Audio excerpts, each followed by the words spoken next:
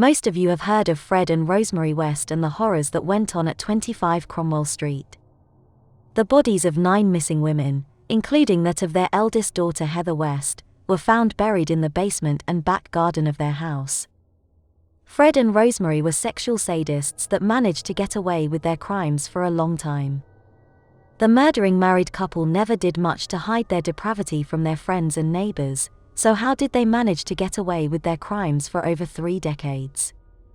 To answer this question, we must first look at the origins and evolution of Fred West. When you read about Fred West's early years, reports can sometimes seem conflicting. They say his family were a poor, close-knit family of farm workers that were protective of each other. But when Fred got his sister pregnant, a habit he says he learned from his father, who told him it's a father's right to have sex with his daughters, his family reported him to the police before disowning him. Fred had a below-average intelligence with a recorded IQ of 80, but he had a strong work ethic that was instilled in him from an early age, and even though he was barely illiterate, he had a strong aptitude for woodwork and art. He was considered handsome by some and was said to have striking blue eyes. Fred and his younger brother John, who also had an obsession with sadism and molesting children, would frequent youth clubs regularly to aggressively pester women and girls, whom he objectified as sources of pleasure to be used as he saw fit, and would abruptly approach and fondle them. Fred was said to be a nice kid, a cheeky chap no different from the other kids in the area. His brother John, who Fred was close to, described him as a gentle giant. But allegations made by Fred in his short incarceration before he hung himself cast a dark shadow over the West's family existence. Fred was his mother's favorite, described as her blue-eyed angel. She favored him over his younger brother, which infuriated John. But at the age of 12, their relationship turned dark, and Fred's mother introduced him to sex. As he progressed through his teens, it is said, his father introduced him to bestiality. He would show him a technique where you would anchor the sheep's hind legs in their boots to be able to have sex with the animal unhindered. It is also said Fred watched his father rape a young girl in a field they worked on together when he was a child.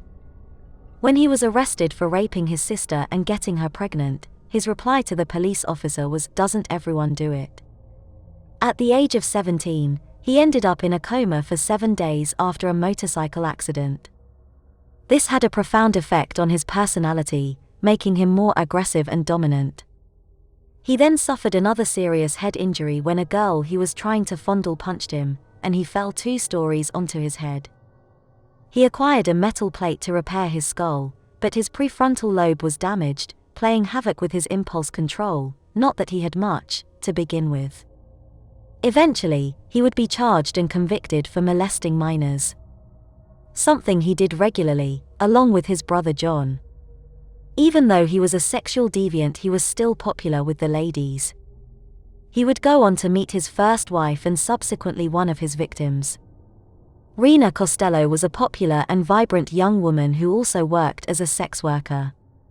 During their relationship, Rena would get pregnant by a young Asian student that was said to be one of her clients.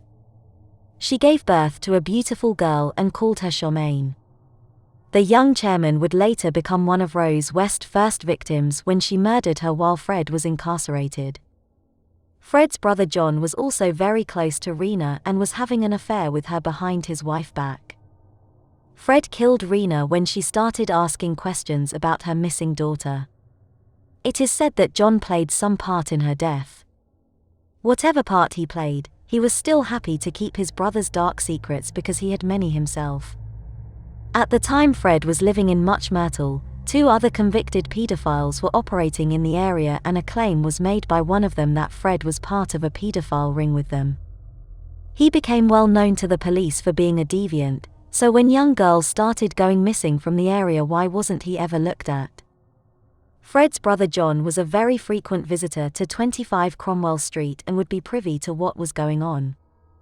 He hung himself while on remand for raping his niece, Fred's daughter Mae West, over 300 times, taking with him even more dark secrets.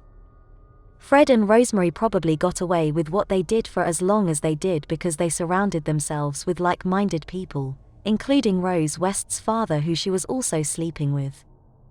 A postcard was discovered from the Wests to another paedophile couple who owned a pub near where the Wests lived. The postcard was written by Rose and signed Mommy and Daddy. The postcard, which was only discovered when the couple came under investigation for similar offenses to Fred and Rose West. The postcard was written in a cryptic fashion indicating something sinister. In the drama and miniseries Appropriate Adult about the couple's arrest, there was a reference made to them being involved in a murder ring, but nothing more was said about it.